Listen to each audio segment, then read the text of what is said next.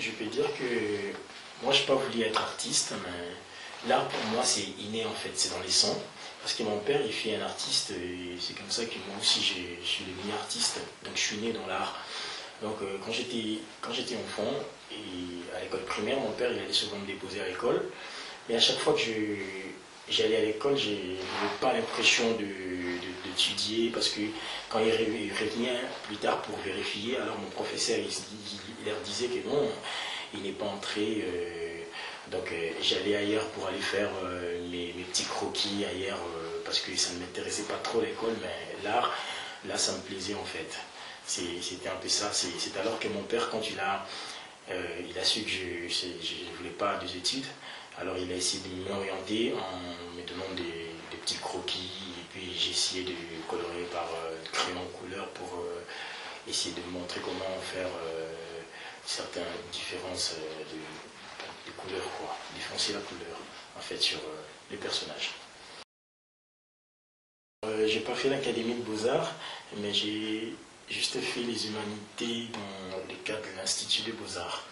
Donc c'est après que mon père il m'a beaucoup plus orienté en me donnant des toiles, de travailler sur ces toiles. Là c'était en 98, donc c'est par là que j'ai commencé à travailler sur des toiles en fait, sur la peinture.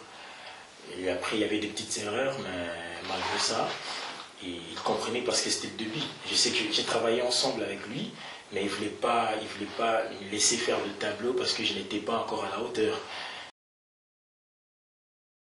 Mon premier tableau que j'ai fait, c'était en 2004. Donc j'ai travaillé sur la bagarre interfamiliale.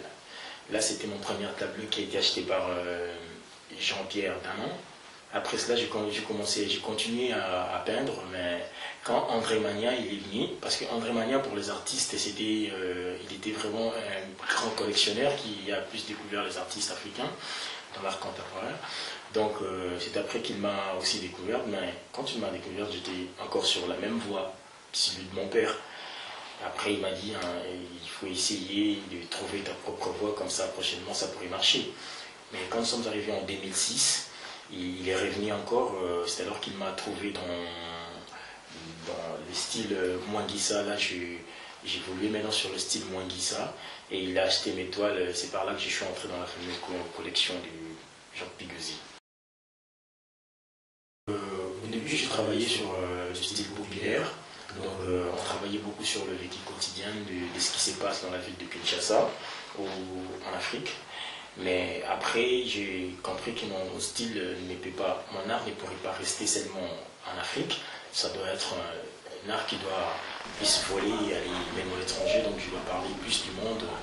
Donc c'est pour ça que j'ai essayé de créer ces styles Mwanguissa, dont il y a des petites pointures, tout. Et après, je mets les personnages en crayon ou en crayon, et puis j'applique la peinture dessus. Je suis à la préparation d'une expo qui aura lieu au centre Bilembo en collaboration avec la galerie Angalia à Kinshasa. Donc sur la préparation en l'expo sera en 2016.